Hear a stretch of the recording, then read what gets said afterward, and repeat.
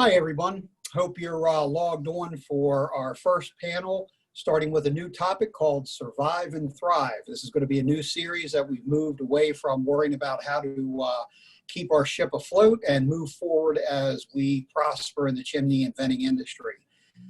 Today, we're going to turn it over to John Meredith once again to do a wonderful job hosting this panel series that's presented on behalf of NCSG and the CSIA.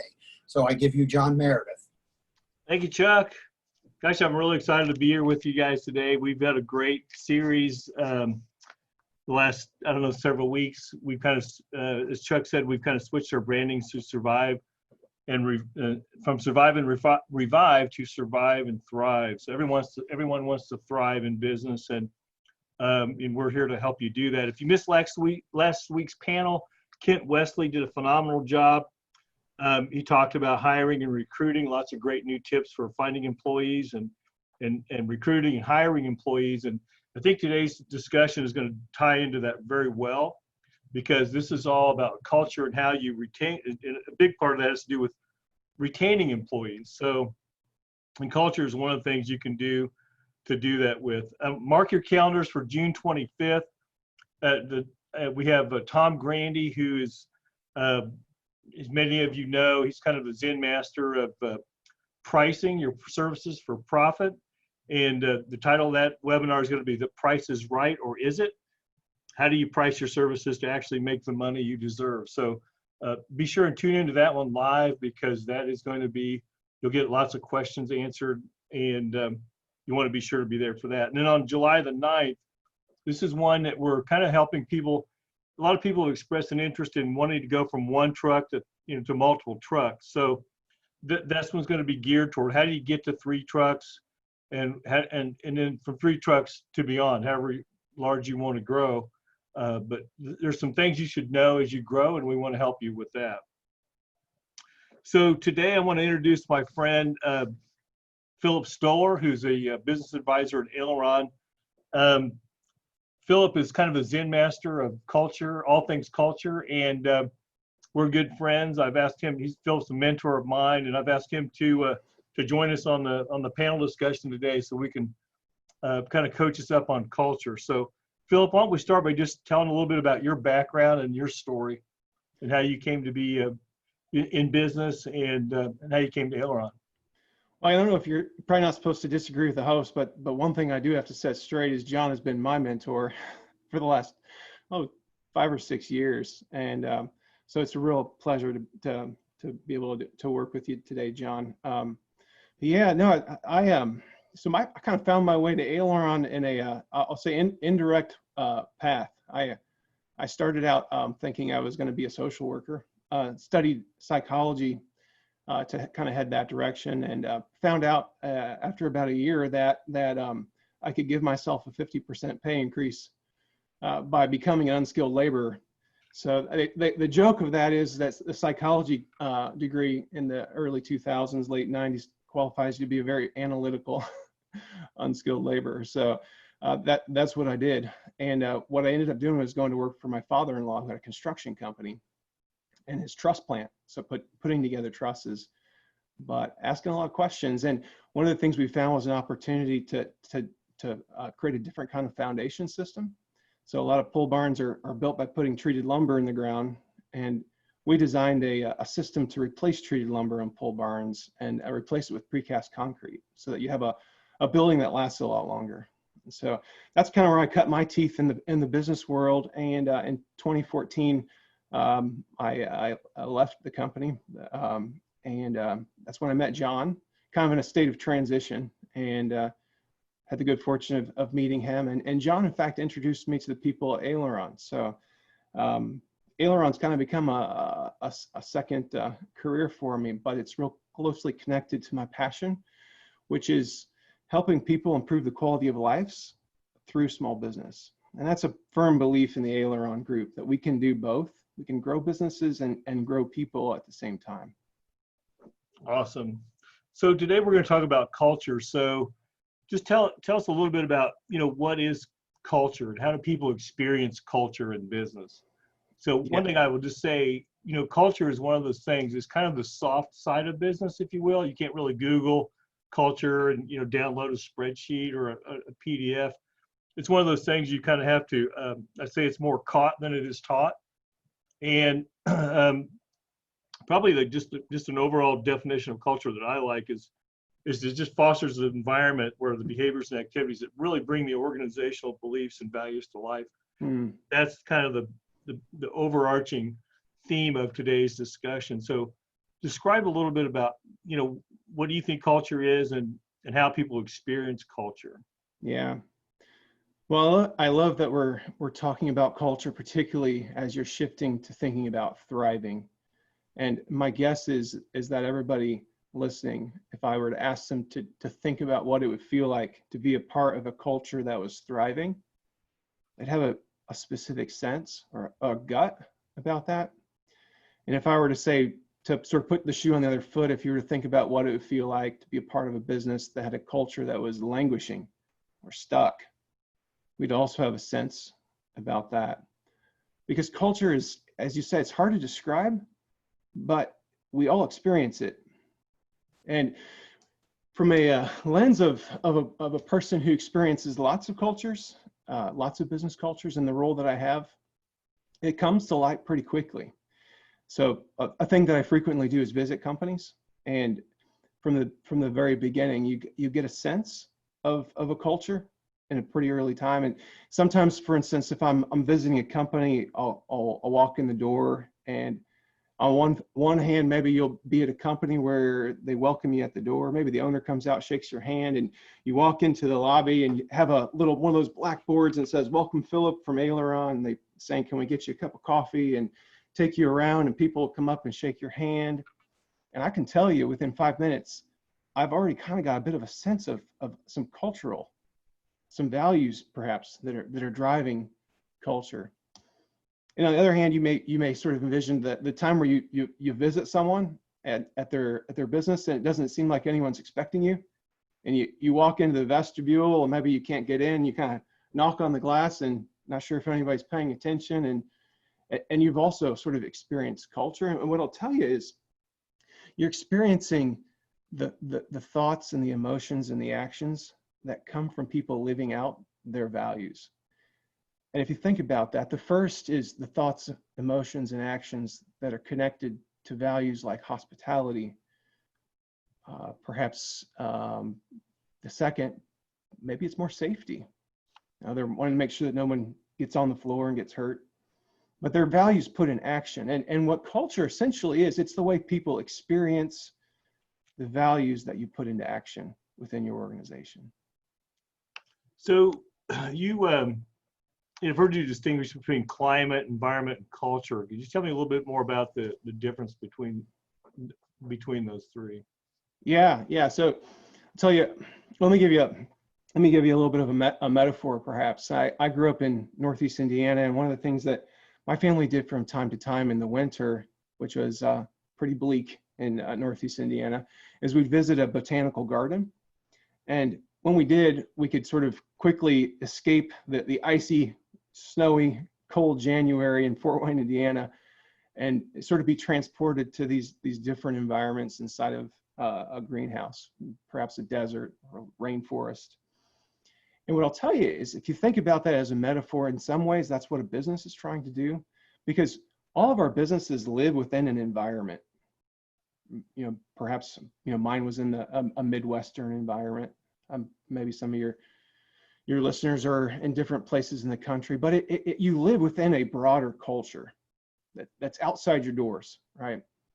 And when we think about this idea of creating a thriving culture or creating a culture that gives you an advantage, what we're trying to do is actually create something inside that's better and different and desirable, particularly better, different, and desirable to the kind of people we want to work with that will help us as an organization thrive.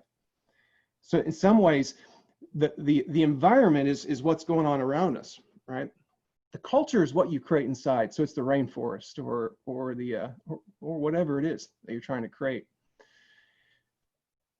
Does that make sense, John? At a high level? Yeah, it does. Talk a little bit more about culture. From you said, I had some discussions leading up to this a couple of times, and you mentioned something about intentional culture versus unintentional culture. So tell us about the difference of that, Yeah. and why you want to be intentional about culture.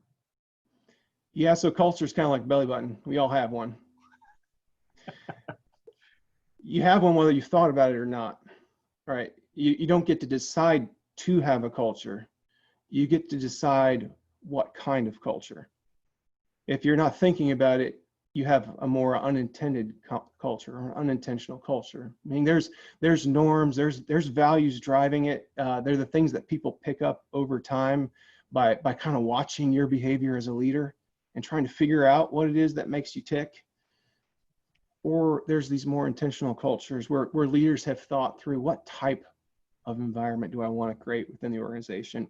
What type of behavior will give us a unique advantage in the industry we're in? The difference largely is the degree to which a leader makes it visible versus hopes that people figure it out on their own. So I can tell you, when we kind of got the culture thing figured out, at least for me personally, it seemed like life just got a lot easier. Business became easier to hire people. It became easier to hold people accountable. The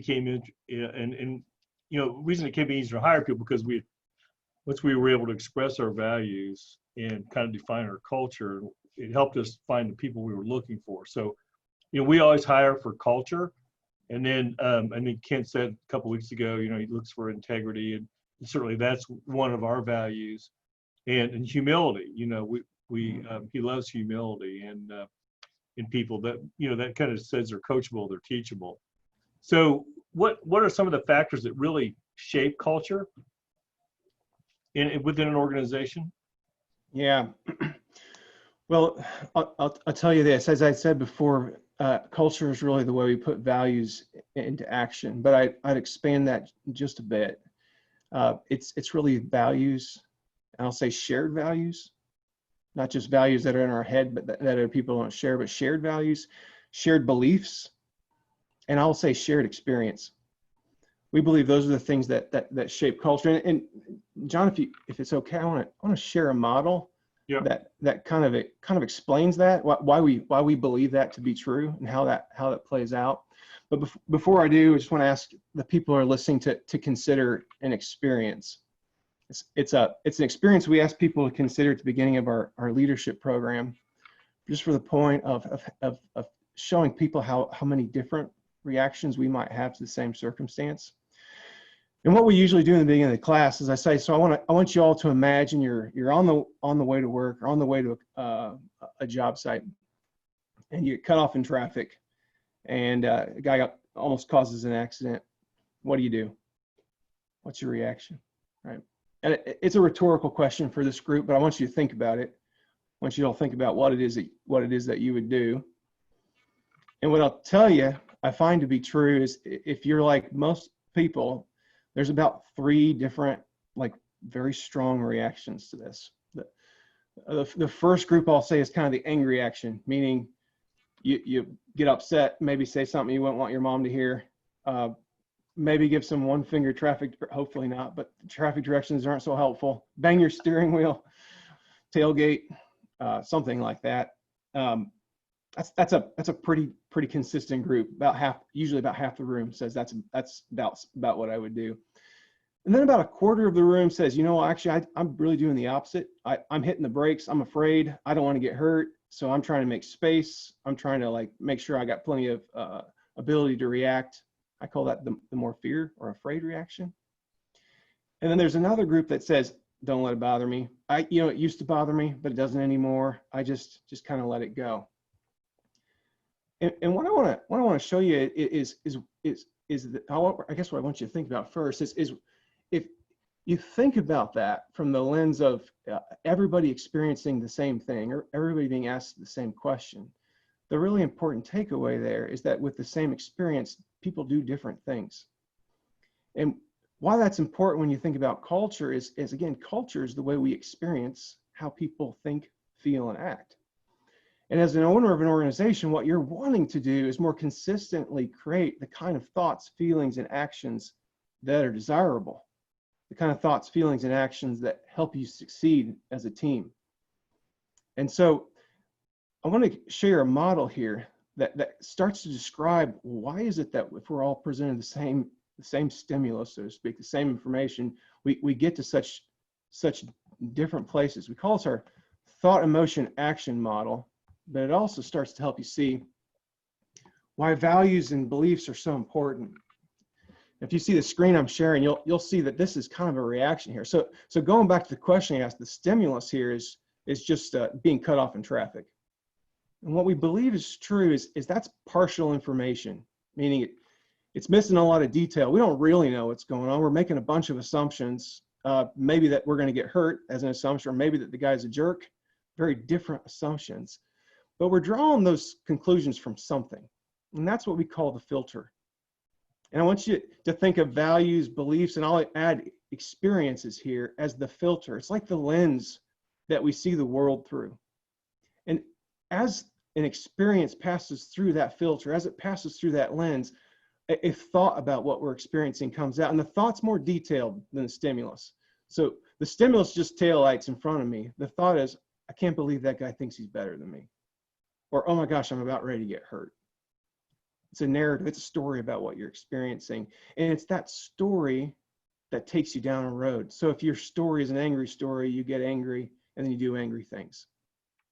You feel angry, you do angry actions. If it's scared, you feel scared and you do scared actions.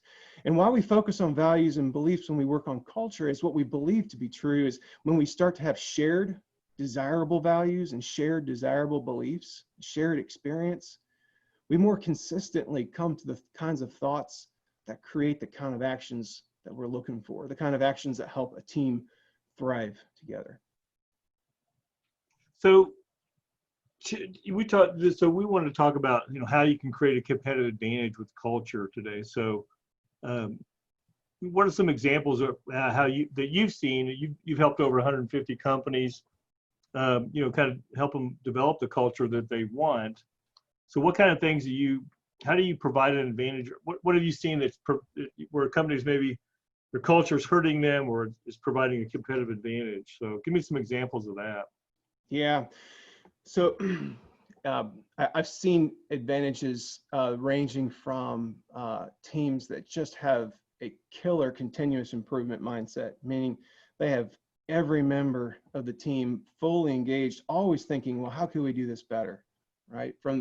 And maybe in the manufacturing environment, from people that are working on the floor all the way to the people who are the engineers and perhaps the leaders in the office. Everyone constantly thinking, what can we do to make this process better, more efficient, faster, less waste?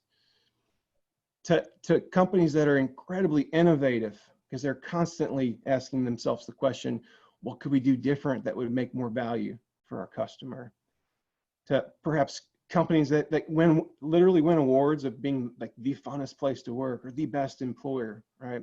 So what I'll tell you is you really can create whatever advantage you design when you're intentional about it. And what my thought would be to the people listening is I'd love to encourage you to ask yourself, what advantage is it that you want for your team? How do you want to be different in a desirable way? Is it that you want to be the most innovative? Is it you want to be the most efficient? Is it that you want to be the most relational? It's really up to you as a leader to shape that. And you really ought to ask yourself the question, what is it that allows us to create value in a way that'd be hard for anyone else to replicate? So you can own that space. And then again, we go back to, that's going to, once you set that culture up, it's going to really attract the kind of people that share those values. Yeah. So John, I would say this, it will start to build gravity. And culture, one of culture's primary jobs is to build gravity. And I want you to think of it like this. It should actually do two things for you. If it's done well, it should make it almost impossible for the right person to ever want to leave. And it should make it almost impossible for the wrong person to want to stay. That's the kind of gravity you're looking for, because it starts to build a lot of, it's a virtuous cycle. And the more people you get that like to do work this way, the more compelling it becomes to be a part of that team, if you see the world that way, right? Yeah.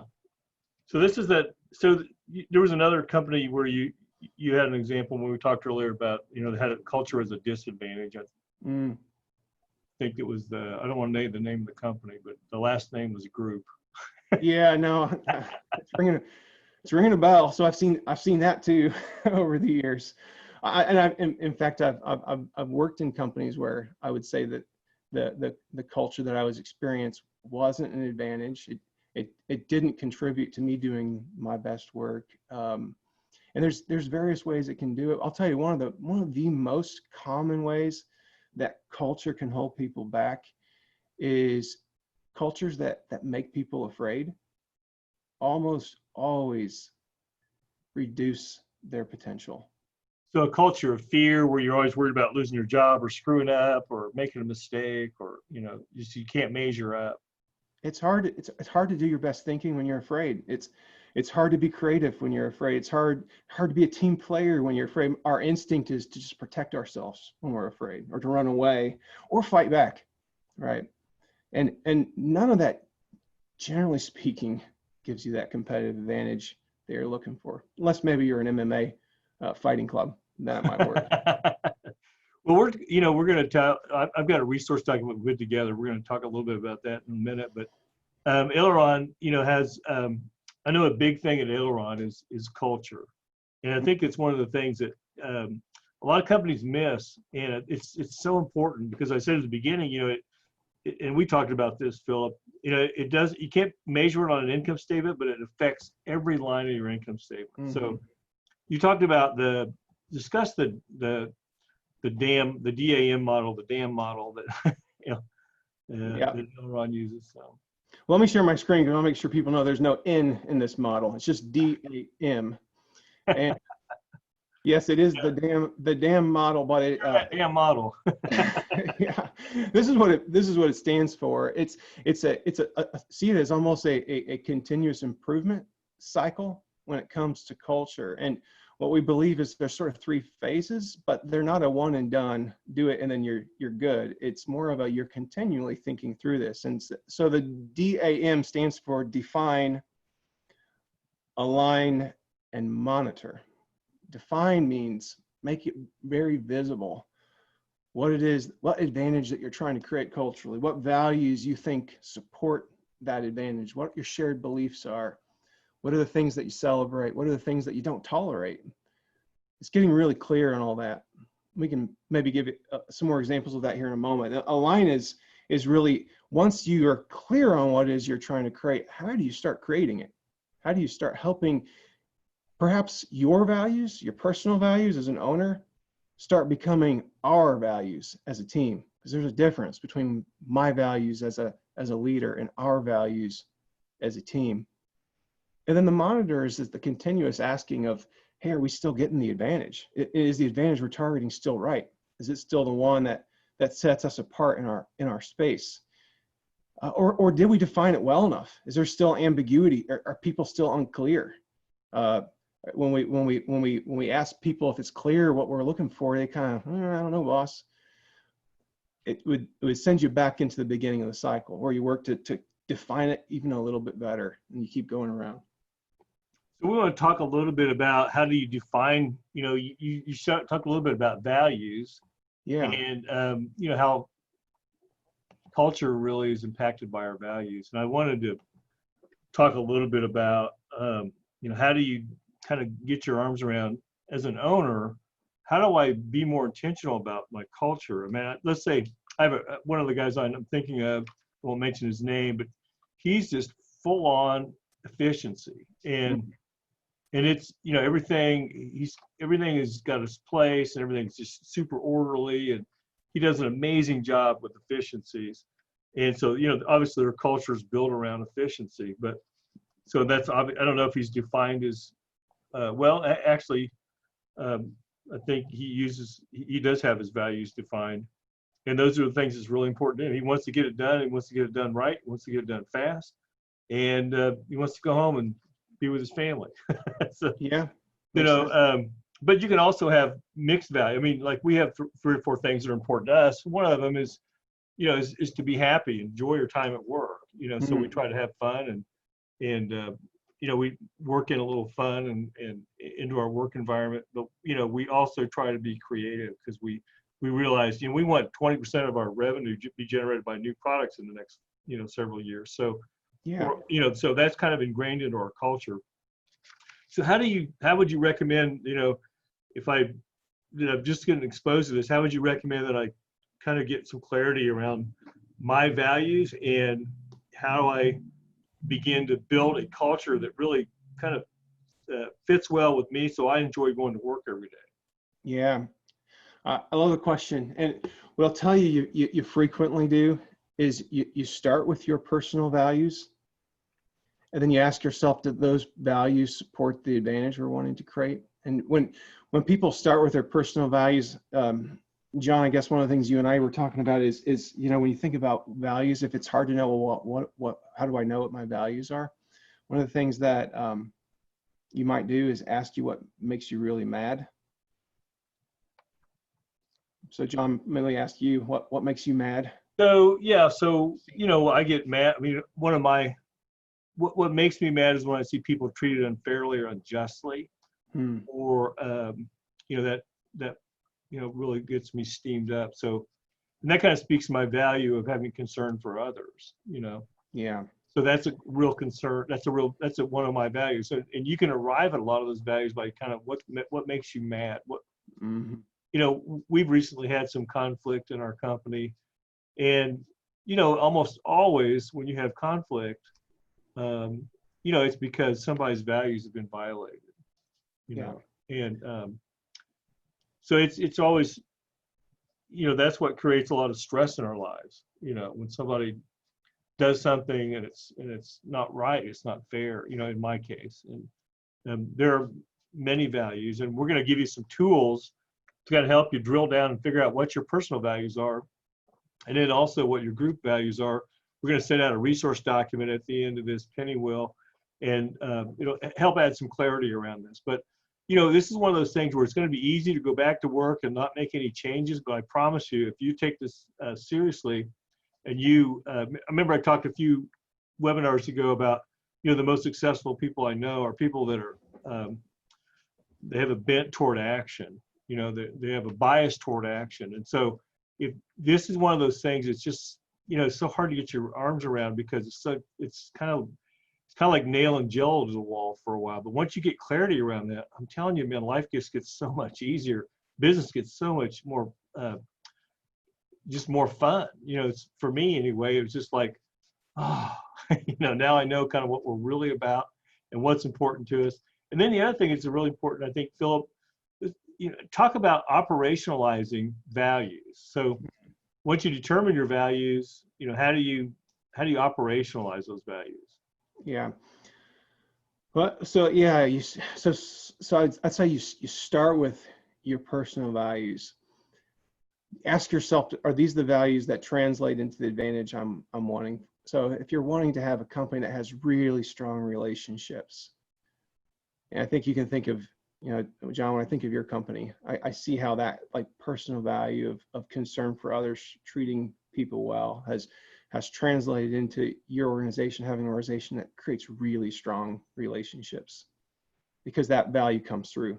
That value is put in action in the way you guys interact with people professionally. And that might be a way of saying, so if you think through it, if you think through your values, and perhaps what makes you mad is, well, gosh, I can't stand it when people treat someone else disrespectfully, right? That would probably mean you have a value around respect. Or if you can't stand it when you see things done really slow, that might be the efficiency one that you were talking about, your friend that's really wanting to be efficient. His also may have some connection just to family, right? Spending time with family. And so what you do once you've started with your personal value is, and if you validate them through that lens of, I think we can create a professional advantage with this, is you kind of have to you have to kind of do a gut check. And what a gut check really is saying, to what extent are my personal values operationalized? What extent are people doing them? And I want to share a framework, if I could, on that, John, because it really gets to this idea that not all values are in the same category. when we work with companies and we shift from sort of thinking through, okay, I think my top 3 values are honesty, integrity, and concern for others, just to pick a few, but it could be something else. Where we ask next is to what extent are those actually operationalized in the business? And one framework that you might use is from Patrick Lencioni's book, The Advantage. I want to just show you these 4 types of values, or 4 categories you might say that your values fit into. He describes them in his book as permission to play, core, aspirational, or accidental.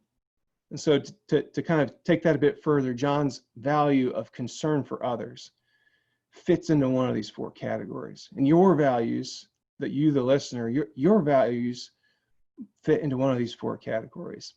It's a bit of a miss to assume that just because it's our personal value, that it's a company core value. It might be one of your company's core values. What it would take for it to be one of your company's core values is in this space right here. 1, it'd have to make you as a group better, different, and desirable. And 2, you have to be living it, meaning it has to be something that's being turned into action on a daily basis. If it is not, so if the first is true, meaning concern for others makes us different and desirable, but when we're honest with ourselves, we're not really doing it as much as we should, it's an aspirational value, meaning we'd like to be more this way.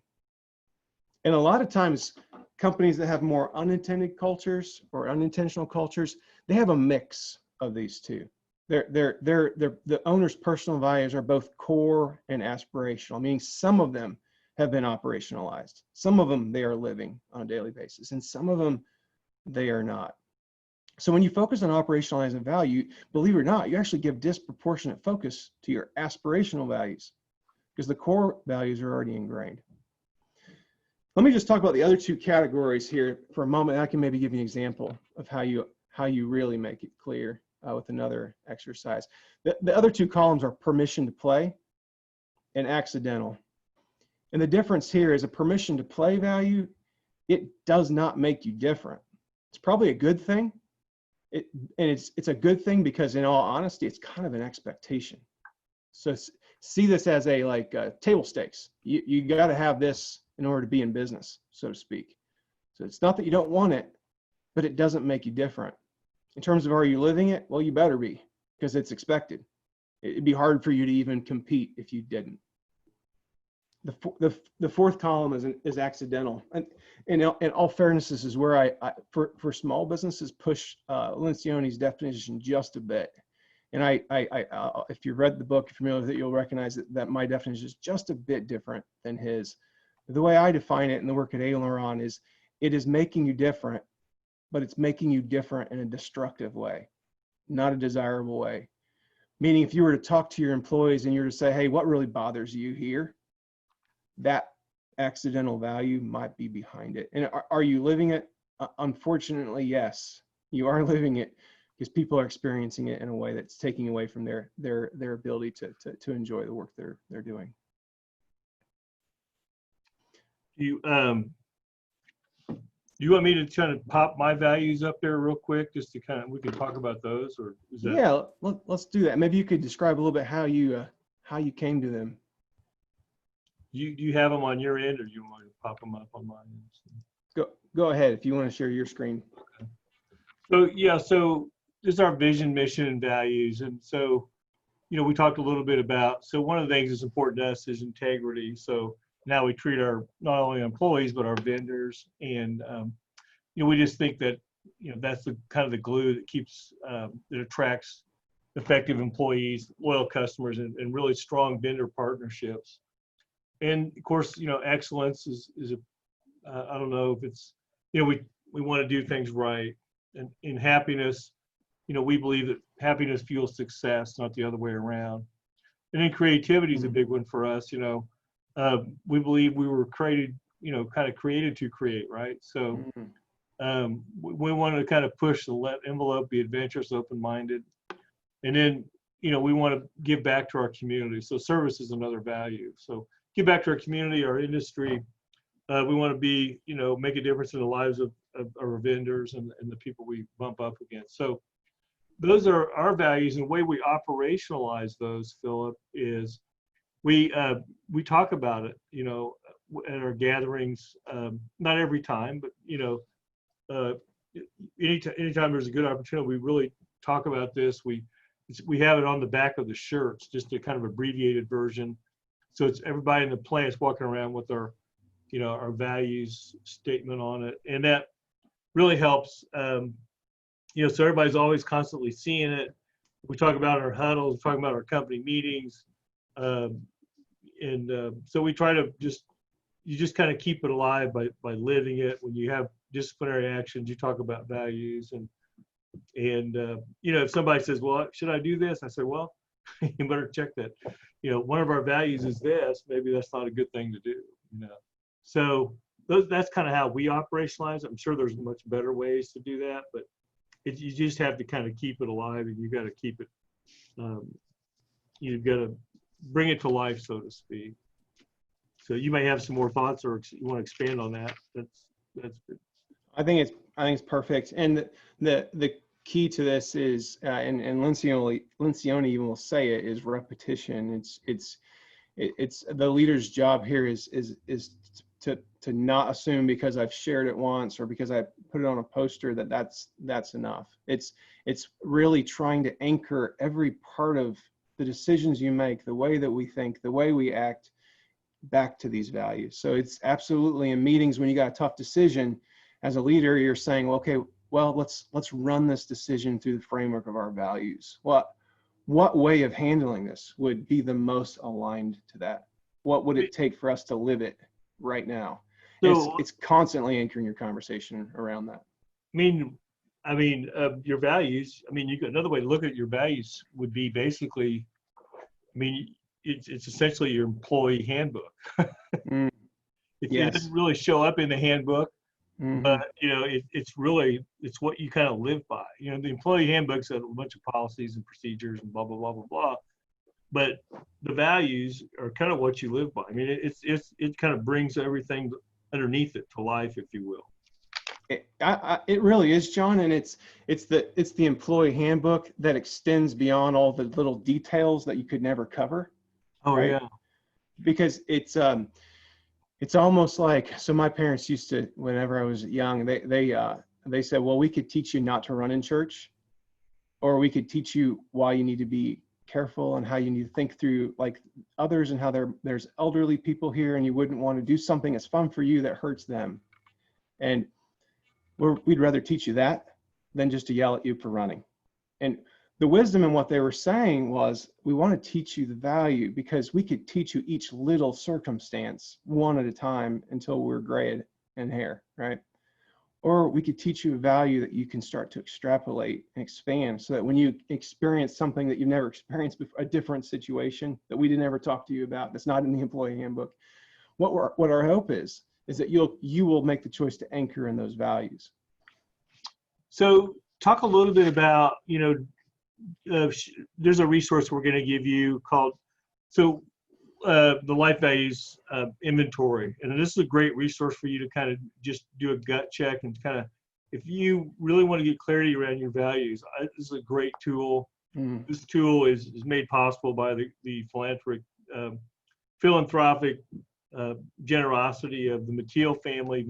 The Mateel family is the one that started IAMS when it was Clay Mateel bought IAMS, was $500,000, grew it to $1 billion in sales, sold it for Procter & Gamble for $2.5 billion, and Clay's, I think he grew his fortune to $4 or $5 billion, and then he's just kind of been.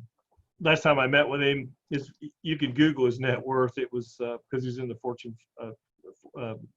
Forbes 400 or 500. Anyway, he's given about half of it away, and I asked him. I said, "What are you doing? Are you just get hammered in the stock market or something?" He said, "No, I'm trying to give all my money away before I die." But he's been. But one of the things he banged on me, I've had the good fortune to kind of be mentored by him a little bit here and there. And one of the things that he mentioned to me and really hammered me on was culture. He said, "Well, let me see your beliefs and values. Let me see, how do you live on it?" Because that's the kind of stuff, this is the kind of high level stuff. If you want to grow a business from $500,000 to $1 billion, you better get the culture correct. And that has to be a big component of how you run your business. And I think so many of us small business owners, nobody ever really says that to us, because, you know, what I've experienced in business is that this isn't something you can teach in a classroom. It's not really something that you can take a class on. I mean, Phillip, you've got an MBA, maybe you've taken classes on it. For me, you know, the guy who couldn't sit still long enough to finish college, you know, nobody taught me this stuff. And I didn't have the benefit of, you know, a wise, you know, uncle or, you know, father that, you know, knew how to do this stuff. I kind of had to figure it out on my own. Fortunately, I was able to bump into guys like you and Clay, and that have kind of helped me tremendously along the way. And but this is the kind of high level stuff. If you really want to take your business to the next level, this is the kind of high level stuff that you really need to, you know, that can make a difference in your business. And it's such a soft skill, but it's so important, and it really makes a huge difference. And the guys that I've seen that really gotten hold of this, you know, in our industry have been the ones that really have been able to build just powerhouse businesses. Yeah. So Clay is just a uniquely gifted leader, and you can't spend any time around him without starting to see where some of that greatness comes from. And the surprise of it is that his leadership greatness comes from his ability to bring the best out in others. It's not about him being his best in front of you to impress you. I'm sure you've seen that, right? He's not about that. He sees his mission in life is finding people who are talented and then setting them free to do the best work that they've ever done in their life. And he believes in the doc model that we share, believes that it's not control with rules and guidelines that does that. It's culture that provides that sort of gentle control that helps people do the best work of their life. In fact, culture, we have our system of professional management has 6 different disciplines. Culture is one of the 6, but it fits into control. DOC, or DOC model, stands for direction, operation, and control. And culture is part of the way that you control an organization if you want it to grow. That heavy-handed control typically chokes it out. And that's some of the beauty of the way that Clay is led. Yeah, and it's I mean, your leadership style really does determine, you know, what you're able to do in life as far as growing a company, right? So, yeah. So let's kind of, we're getting down to the last 15 minutes or so. Let's can you show us about can you pull up the lifevaluesinventory.org website and just kind of maybe kind of talk us through that a little bit, and then how I might, you know, if I'm sitting here listening and I want to get a little bit more information about, you know, my values and drill down a little bit. The other thing, in the resource document we're going to send out, there's a link to Patrick Lencioni's book called The Advantage. And that's a great read. And just that book alone will move you forward into developing the kind of culture that you really want in your business. Yeah. I love this resource. It's one of my favorite resources around value work, particularly for those of you that might start with personal values. This is a really, really good place to start. It comes more through the lens of working on your relationship with your personal values, but it does extend into organizations. So if you guys jump on this website, it's lifevaluesinventory.org. And you'll get a link to it after the webinars. You can create a free account here. I promise you're not going to get spammed or sold something. It's not like that. This is a professor who's spent his life studying, essentially, to give you the background, how I'll say high performing athletes who suffered career-ending injuries went back on to thrive again. What is it that they did that allowed that not to be the end of the road for them? And he's extended that work kind of into the performance psychology of professionals. Well, it allows professionals to be resilient, to take hits, but not have the hits push them back, to sort of fail forward instead of fail backward. And what what he's really found in his research is that not only is it important for us to know what our values are, but it's really important for us to cultivate the kind of relationship we have with them. Because the double-edged sword of values work is that you can't dare to do anything that matters to you. You can't put something, you can't pursue something in life that's important. You can't attempt to thrive without having some exposure to the opportunity to fail at it. And that's the double-edged sword. Anything that matters to you has the capability of making you afraid. You think about it, like one of the things that matters the most to me is being a good dad.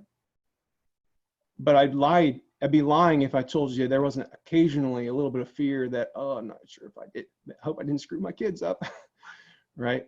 It's because it matters to me. It's important, and because it's important, because it's so strongly aligned with my values, that I can have some fear. And this resource is really sort of targeting at how do you not let that fear push you to a way of relating with your values that destroys your effectiveness in life. Because what we a lot of times do with that fear and values is we either turn our values into a virtue, meaning we try to make everyone around us see it exactly the way we see it, live it exactly the way we want it, to the point that we're actually pushing people away, or we avoid it to shelter us. We kind of talk ourselves into believing that it's not that important at the end of the day, right?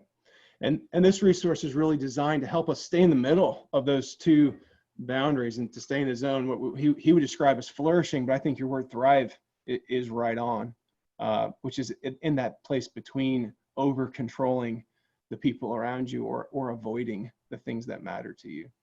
There's kind of a ditch on both sides of the road, isn't there? Yes, you got it. It's a ditch on both, and it's fear that pushes us there.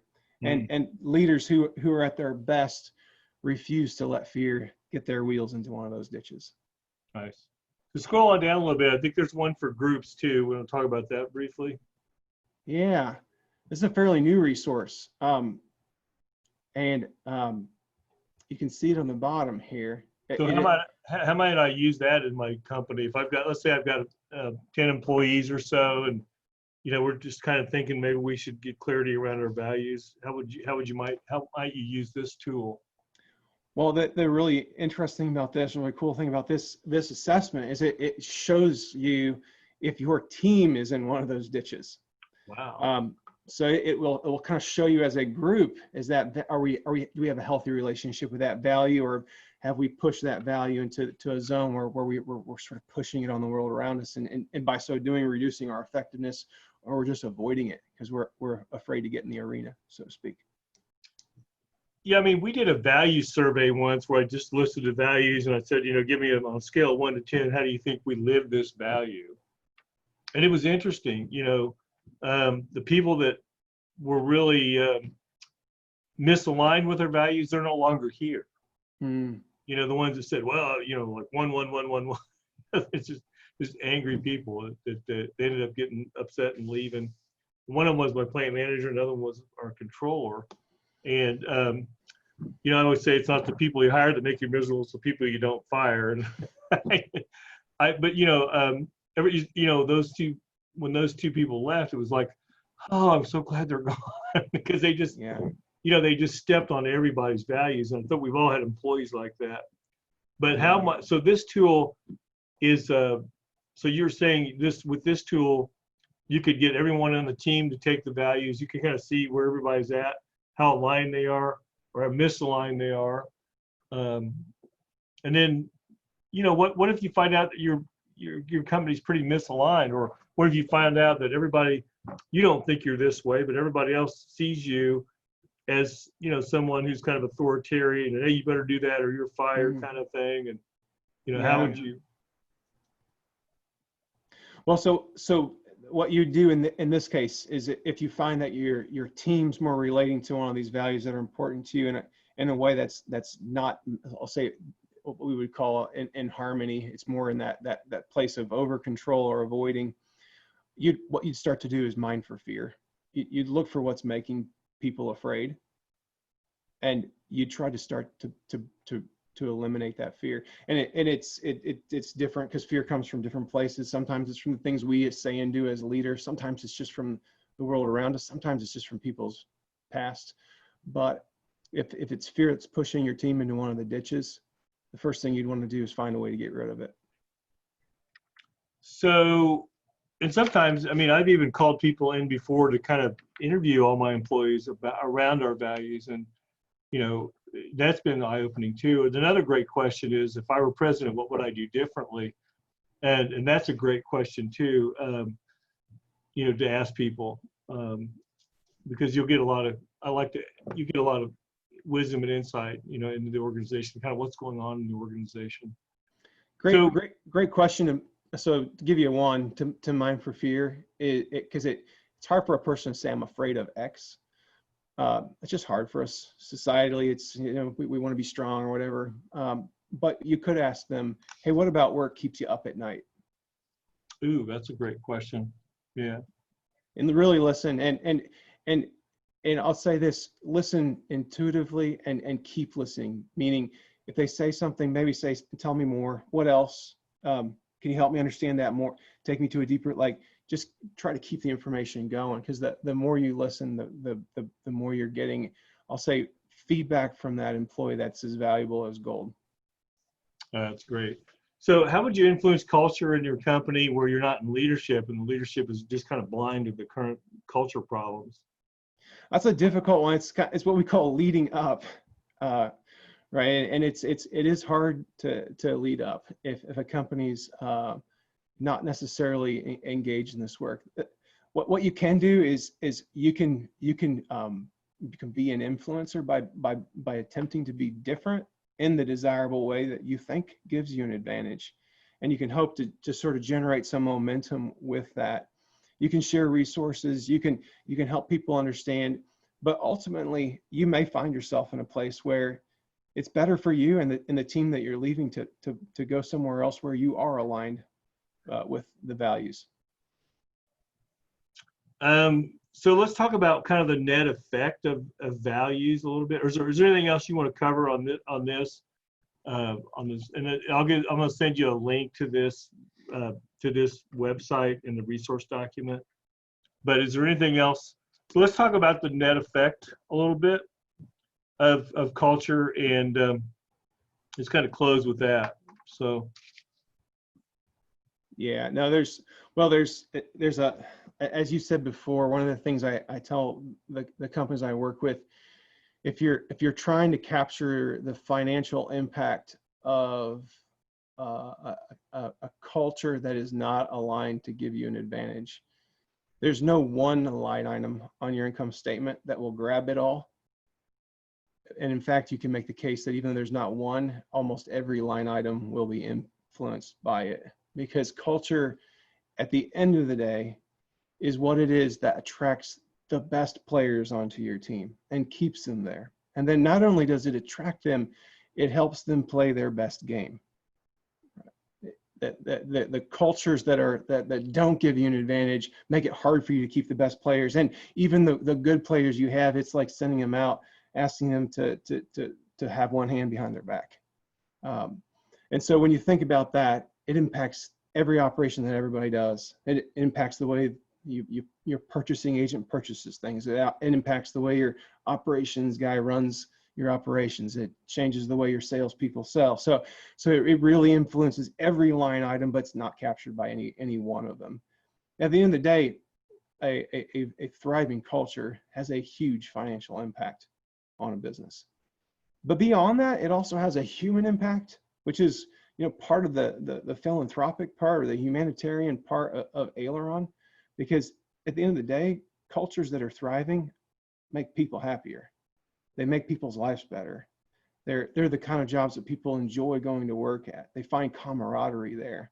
They go home being glad that they're a part of a team, and that translates into the way they are when they go home with their families, right?